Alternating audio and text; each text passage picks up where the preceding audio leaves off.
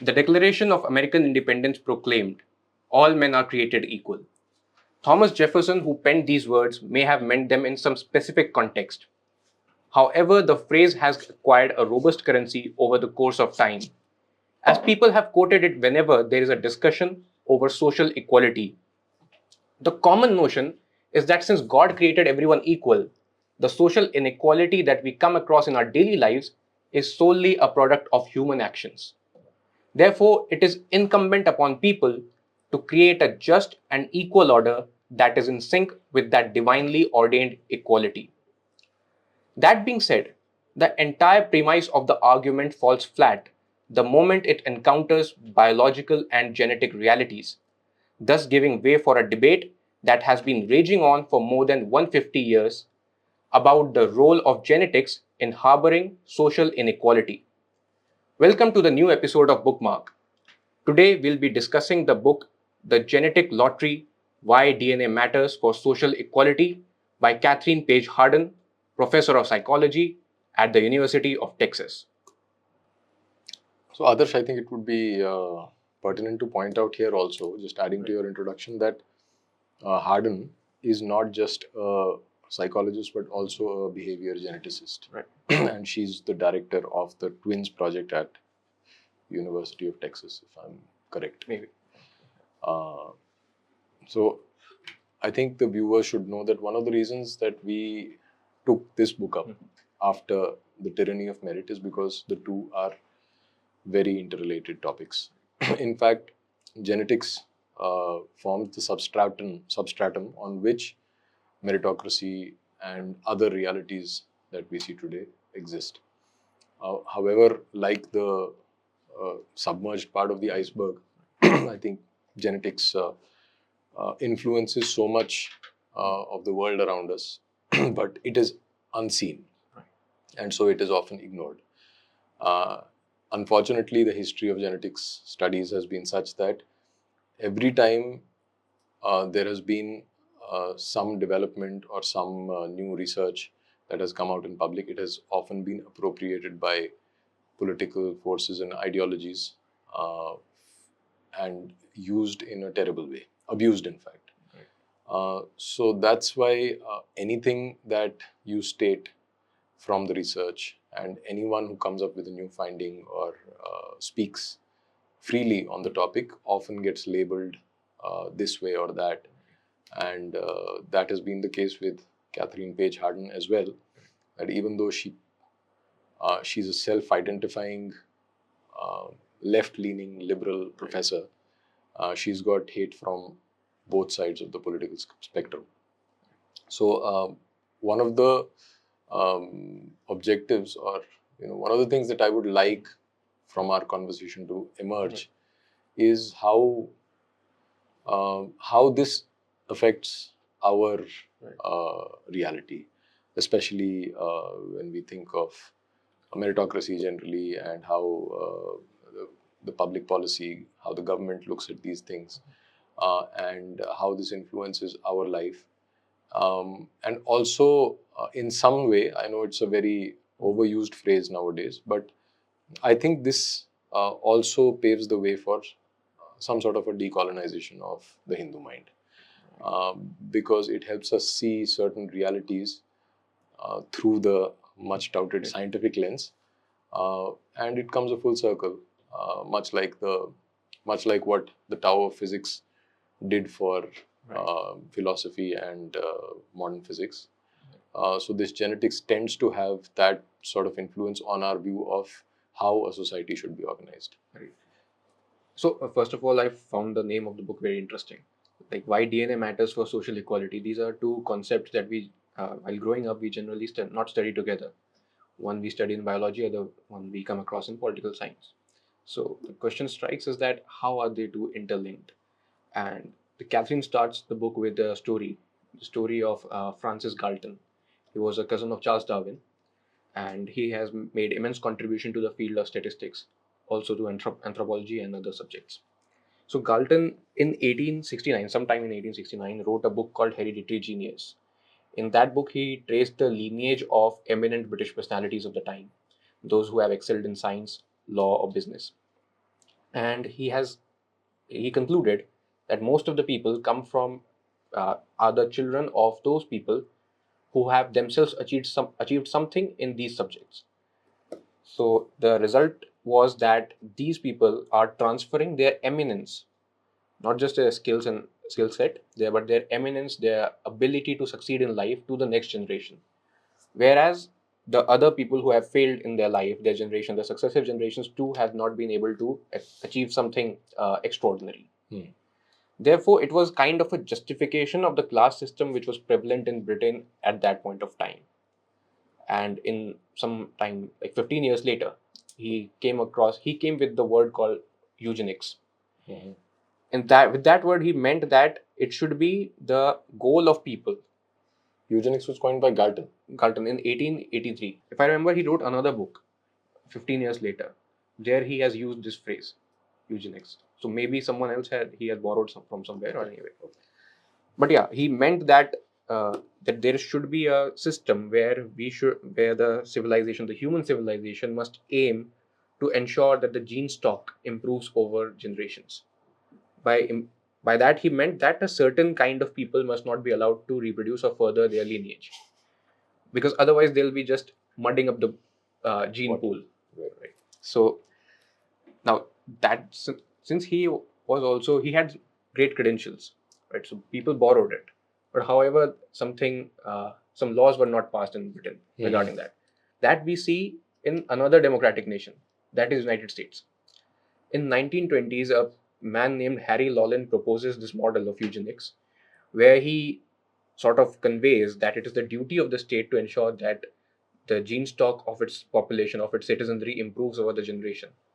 Therefore, therefore the state must prevent the reproduction of socially inadequate people.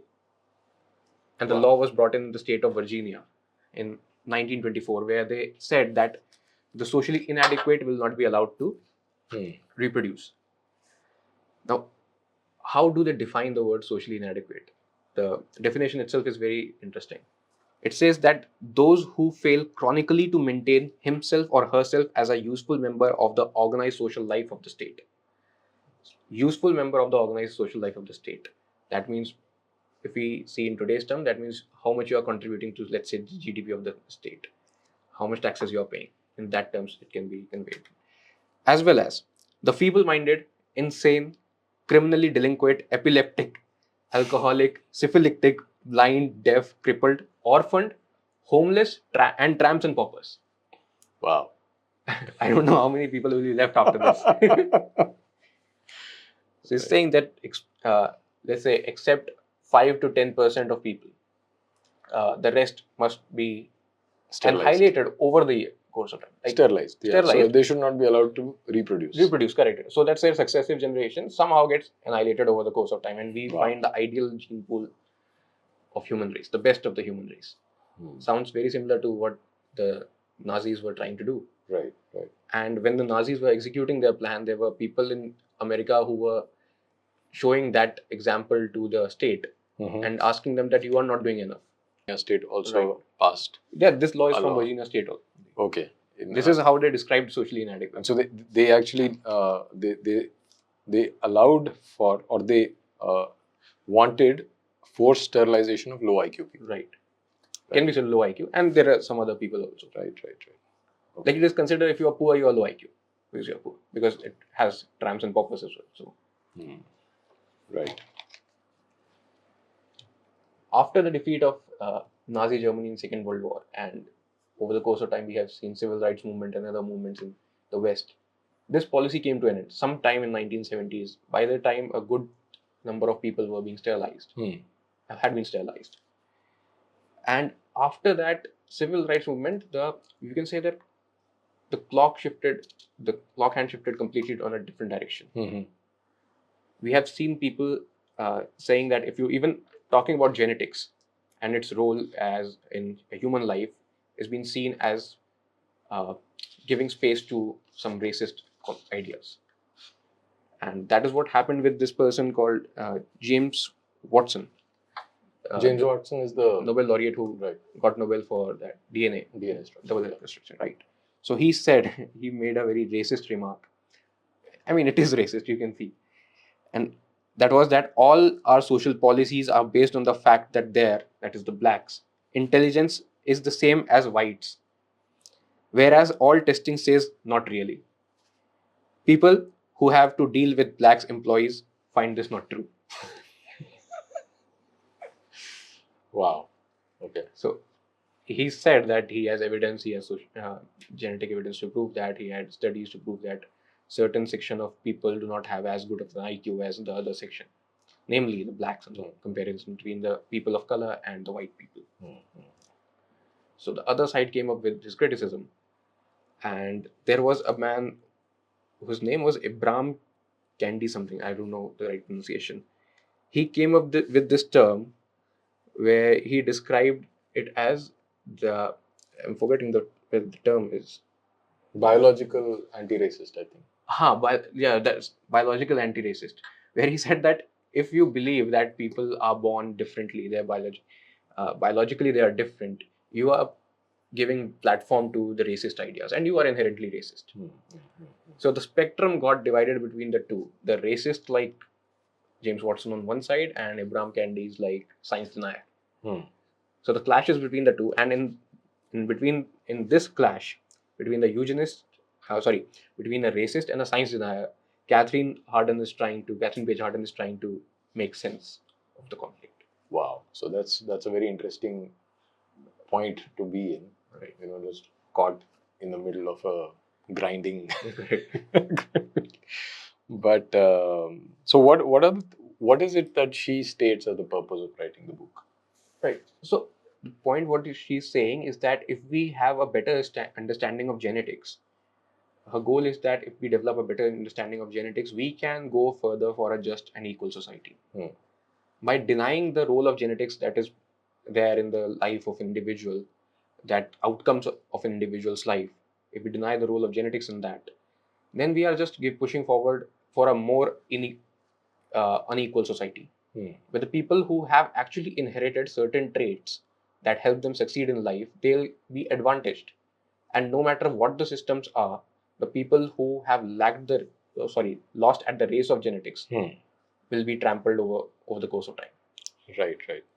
Yeah, in one of her interviews, I think she states that the purpose of writing the book is twofold. One borders on what seemed to me like technological determinism, saying that this is inevitable. Although I think she was coming at it from a different point of view. What she was saying is that the science is out there, the truth is right before us, and the research has taken us in a certain direction. And if you are continuously denying it and not discussing it for fear of political repercussions, then you are leaving the field open to all sorts of crazy lunatics and white supremacists to use this science for their agenda. So it is better that we speak up. The sane community speaks up. So that's one thing. And the other is a more elaborate point that she makes about saying that genetics is not an enemy of equality. Right. So that's a statement that she makes, and that's more political. And she says that we can actually use this knowledge of genes to further equality, and we'll eventually come to what she means by that. But basically, using this science in the service of the egalitarian ideal is what her aim is. Right. And that's how the book is divided actually. The structure of the book is that first 6-7 chapters are dedicated to why genetics are important, or what role do genetics play in the outcome of an individual. And she gives two specific examples that I want to cite here. One is that of an identical and fraternal twins. No, but what again? What are the two parts of the book? First part is about genetics, why should genetics be taken seriously, and the other part is why equality is important, that our commitment towards equality goes beyond what the results of genetics are. Right. So in the first part, she tries to highlight why the role genetics play in an individual's life's outcome. So there she gives example of fraternal and identical twins. So identical twins are the ones who share the same genetic framework, and fraternal are the ones who have different genetic framework because at the time of their birth they were born out of two different genetic structures. So she says that we have seen over the course of time, over several studies have been conducted, that the identical twins often share the life's outcomes quite similar. Like if their success, the gap between their success that they have achieved in materialistic world will not be very huge, whereas the difference is quite visible in case of fraternal twins. So what she's trying to imply is that genetics does have a certain role to play on the level of intelligence that you can acquire in life. Like of course you need education, of course you need certain kind of environment to succeed in life, but that is also greatly influenced by the what kind of IQ level you have. I don't know whether she used the word IQ level or not, but somewhat that is being said. And second example that she gave is about a Romanian orphanage, because since people always mention that irrespective of how what a person's genetic framework is, if we work on their nurture, if we work on the environment that they grow up, it can be improved. That is what the assertion is generally. So she gave an example of a Romanian orphanage, which is often cited to further this point. So what happened is that half of the orphans of that orphanage were taken to foster homes. So half of them grew at foster home, the other half was left at the orphanage itself. It has been seen that over the course of time, those who grew in foster home, they had a higher IQ, a higher average IQ, as compared to those who were left back at orphanage. So one can say that of course it has a statistical flaw that you can not take average and make judgment on every individuals. However, let's take a different case that Kathryn mentioned. What if the half of them who had been sent to to the foster home, had they been girls and the rest half were boys? What conclusion would you have arrived at? Either gender played a role or the nurture played a role. So the point is that we cannot decipher it accurately what exactly happened when we come to conclusions like the average IQ was higher of those who grew up in foster homes. Therefore, what she's trying to imply is that nature has an upper hand. That is what I can figure out from her writings over nurture. So the implication is that the system has to take that into consideration in order to create an equal society. Right. And denying that will lead to further inequality, because the people who have genetically gifted, who are lucky enough to be genetically gifted, they'll succeed while the other half will perish.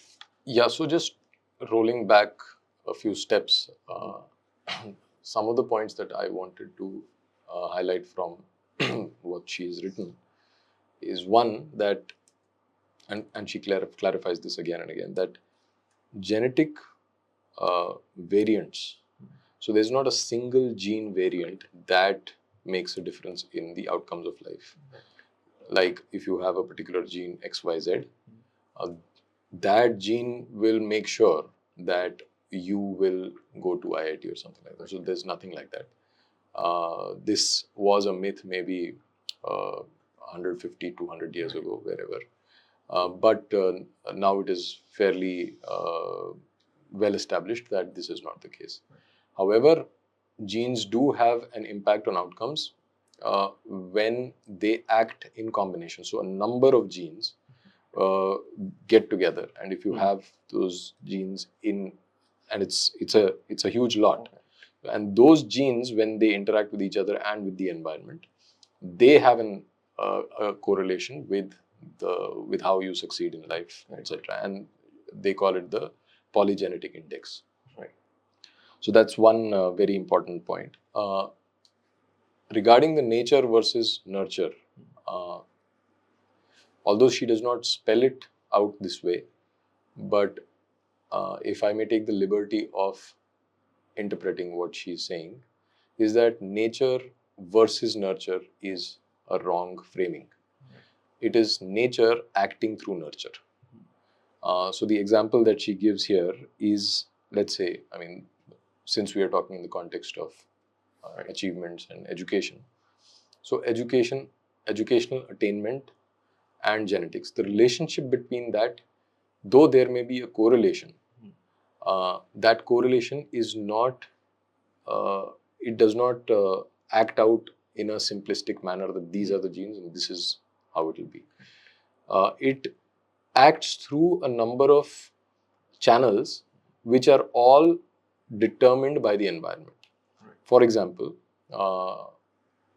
if you are a morning person and you are, or if you are an evening person and you are attending your normal university, Right. which is usually in the morning session, so you are already disadvantaged compared to another person who has a genetic makeup for being more alert in the morning. Correct. So, so this is not to do with your intelligence. This Right. is a totally different phenomenon. And the fact that a social institution like a university is built for the normative section of the population, which is more alert in the morning. And if you happen to be an exception, then you will suffer. Similarly, if you are more physically attractive, then you may, you may be your teacher's favorite, or you may be more popular, and hence you may be evaluated in your grades more favorably.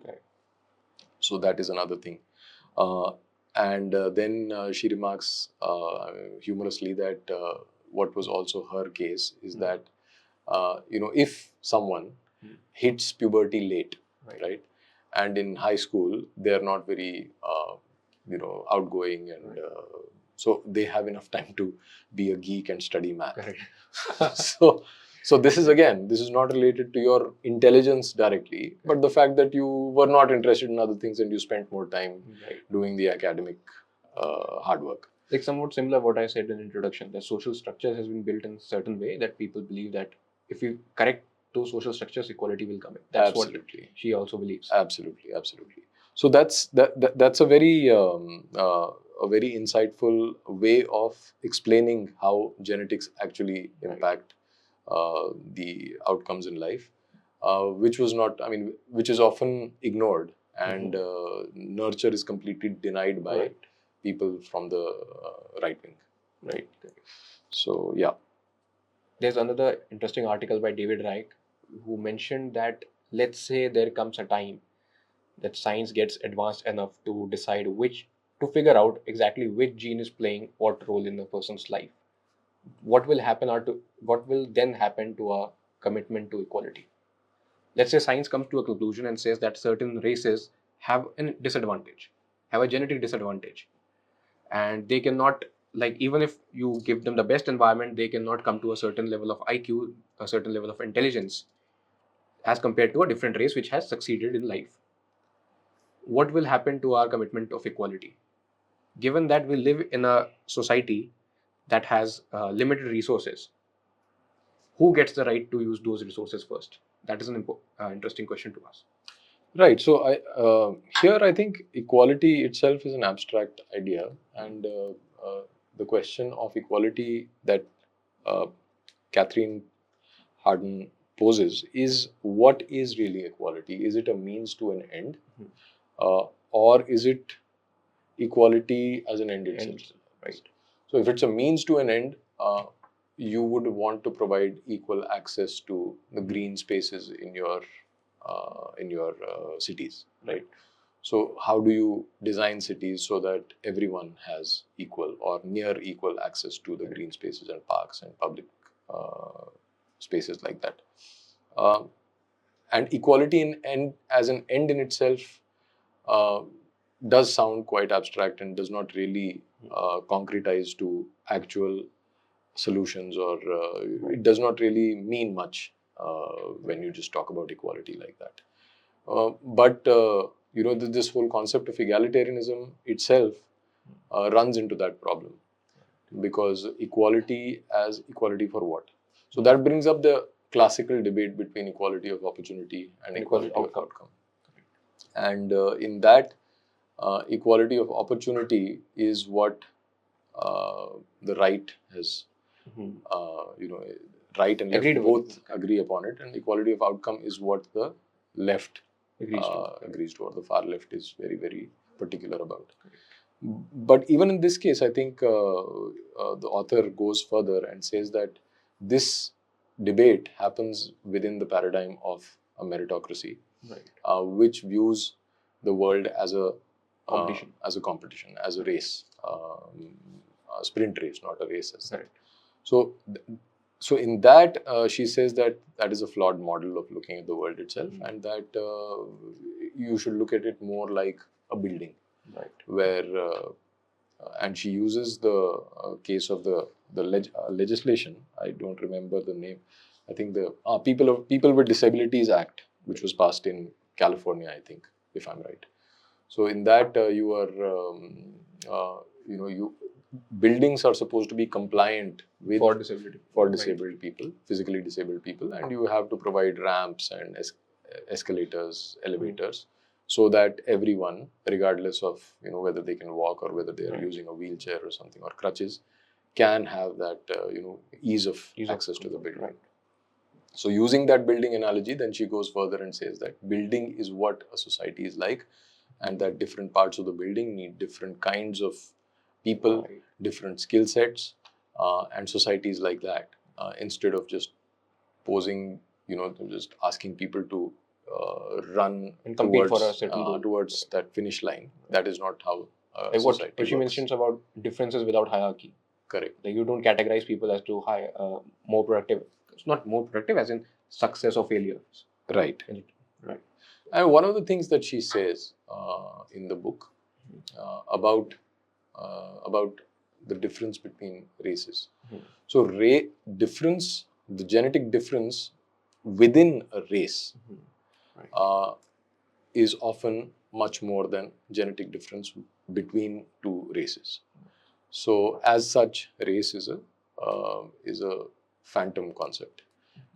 Race is just what you observe as skin color, and beneath race there is not much to the genetics of it. That people from different races could be more like each other than people within the same race. And that's a huge myth buster, because earlier, works of people like Charles Murray, for example, have posited that there is difference in IQ between races, and that whites have a higher IQ than the blacks.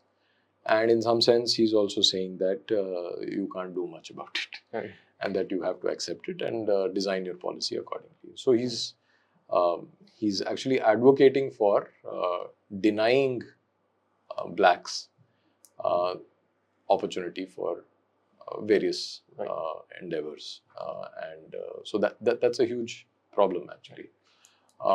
But there is some truth to what Charles Murray is saying, but when he translates that into public policy and makes these leaps of faith, which are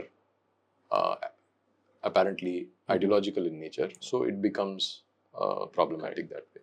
And this is what the author of this book wants to counter and clear the air about. With Galton's example, we can see one more thing here. Often we come across this statement or this belief peddled by leftists in India that the class system and the caste system were somewhat similar. Like the class system in the West and the caste system in India, both were meant to discriminate against a certain section of society, that is the lower rungs of the society, while the higher ups had a very luxurious life and they had access to all powers. Now, if we see Galton's example, the Galton statement, he's talking that the eminence is being transferred from one generation to another in British class system. He's drawing the justification that an individual who has succeeded in life, or let's say succeeded in a certain profession, saying a trade, a good trader of, let's say, East India Company, he succeeded in life, he made good wealth. His next generation, if he tries his hand, let's say, at physics, he'll also make a good name, let's say, he'll become a Newton or Galileo or something. His next generation, if he tries a hand at law, then he'll become a great jurist like Macaulay or anyone.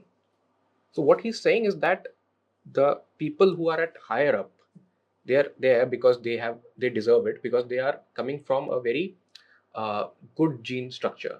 They are inherently superior. They have been born superior.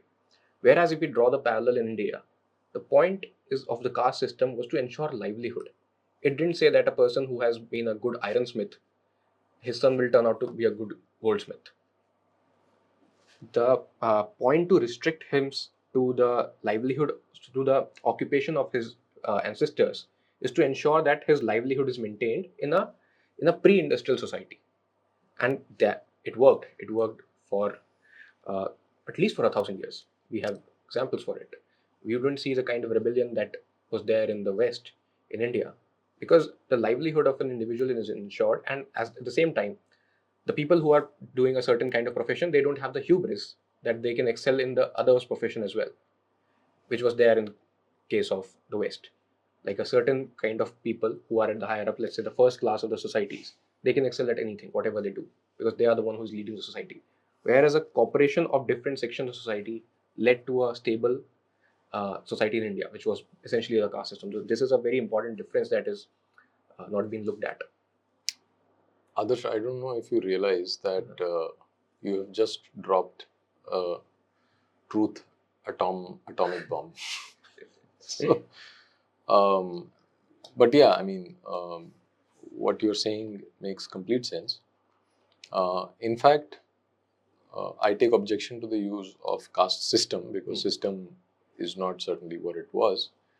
And a lot of people say that we should use Jati Varna for caste. All that is fine, but let's, for the sake of convenience, because we are conversing in English, let's just stick to caste and give the disclaimer that we do not, we are not accepting all the baggage that comes with it. Okay, so caste as such, what you've just described and compared it with class, I think that caste was meant to, it actually preempted what Galton was saying.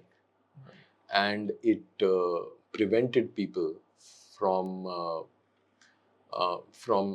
acquiring unlimited resources and encouraged them or forced them to stick to their lanes. And I would just like to quote, not from the book, but from one of her talks, the author's talks that I saw. And she says, and I quote, "Any efforts to arrange a social order to mete out rewards according to what people deserve is going to rapidly run up into a point of near impossibility from an empirical standpoint." The significance of this statement cannot be overstated. What this actually means is that all the assumptions that we have about public policy, pursuit of equality and egalitarianism, trying to make a just system of meritocracy where everyone has a good shot at the good life. The genetics underneath all this are going to prevent this dream from coming true. So, how do we arrange, or how do we build a society that does not end up in Matsya Nyaya? And if you look at Dharma Shastras, again and again, this statement is repeated, where our rishis say that this is recommended for the society not to turn into a Matsya Nyaya society. And I am awestruck with Matsya Nyaya is where the big fish eating the small fish. Right. And I am awestruck at the foresight, the wisdom of our rishis. And this is something that, I will make no bones about. That to me, when I read literature of this kind, I'm not being an apologist for caste. Right. I have absolutely no interest in, bringing back a certain caste system. It just doesn't matter to me. But purely from the from the objective, or from the standpoint of pursuing truth, I think it has to be stated that as meritocracy shows its true colors, as genetic sciences advance, and as we find and discover inconvenient truths that burst the balloons of the politics and the rhetoric around us, it almost seems inevitable that society will someday. Although, if you talk to these Western authors and scientists, whether it is Sandel that we discussed in the last podcast, or Kathryn Paige Harden, they will vehemently deny that, oh, no, we Caste cannot stick to, because I think they still haven't grasped it. Much like most of Hindu society today gets triggered by the mere mention of caste.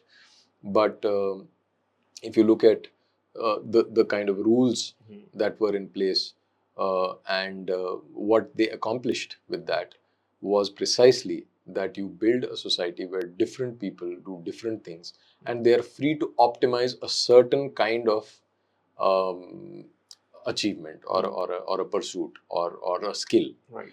And like I mentioned in the last podcast, that unlike today where wealth is the only way in which privilege is transferred. Earlier, privilege would be transferred through multiple channels, including wealth, but also knowledge, skills, your status, etc., etc., and who you are as an identity. What is incumbent upon you as duty towards the larger society, and where. And the kind of status that you had was not the same status that you have today. That the more wealth you have, the more power you have. There was no correlation between wealth and power. There was no nexus between the ruling class and the merchant class. So all kinds of problems that we see today in the world have been preempted in the arrangement, in the social arrangement that we had in the past. So I think that at least at the risk of offending people, at the risk of being strawmanned against, and people will say that we were talking and endorsing caste system, all that. The point of this conversation, and I want to make it explicitly clear, why we are bringing it up is that we would be delighted.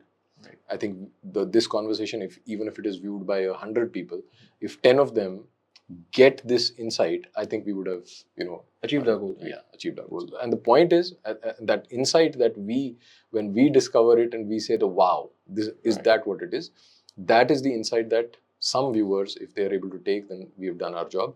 And that insight is that what appears as discriminatory and exploitative was in fact a system to keep a checks and balances system to keep the society stable and peaceful. Correct. And in harmony. Going back to what she mentioned, Kathryn Harden mentioned in the book about differences without hierarchy. Exactly. We respect differences. You respect the different choice of work that people, different kind of works that people do, and yet you form a stable society together. Yet you form a larger community together. Absolutely. And how do you do that if you have uniform? How do you even state that? If you have made if you have made the whole society so uniform that everyone is running after everything. Which is the point that you made about the class system, that if you were gifted in a certain way, you could also do other things. You could do another thing, and you could, like today, the big conglomerates that we have, they are into everything. Right? Whether they're opening schools, they're opening hospitals, kind of monopoly, they're doing mining, so they're monopolizing all activities, and they're concentrating wealth in their hands, and equity and the meritocracy that was introduced to ensure that the class system comes to an end has given birth to a new class system. Absolutely. So I think that what Murray is saying in his book, The Bell Curve, which we may discuss another day, is that society will ultimately, whites will be at the top and blacks will be class at the bottom. Class system will come back again. So that is entirely false. But the small grains of truth there are that society will stratify as per genetics in such an arrangement. It will stratify, it will become a pyramid. But that pyramid, the top of the pyramid, will not be a race. It will not be whites versus blacks. It will be a mix. It will be Hispanics, it will be South Asians, it will be whoever, Southeast Asians, Far East, everyone, Chinese, Indian, sab kuch honga. But that stratification will happen, and it may not be according to race, but it will be there nonetheless. And that's something that cannot be prevented in this model. And even in our articles on caste, on Pragyata, we have challenged the idea of caste as a pyramid. It is not a pyramid. It is a flat, it is a circular arrangement where different varnas stick to their lanes and contribute to the social good. Right. That's true. So, okay, since you mentioned about the structure of differences without hierarchy, again, I'm going back to the same point. There is the issue of the missing community. Where is the community in the Western society? And obviously in the Indian society, which is a cheap replica of the Western, where is the community? There is an absence, there is a void. And in that void, the stratification that you mentioned about pyramids like structure of certain individuals rising. If you see that those who have achieved in life, they have not achieved it for their community. Correct. So let's say Elon Musk, who's a let's say an Elon Musk or let's say Mukesh Ambani, these people, they are coming from different communities, they are coming from different backgrounds.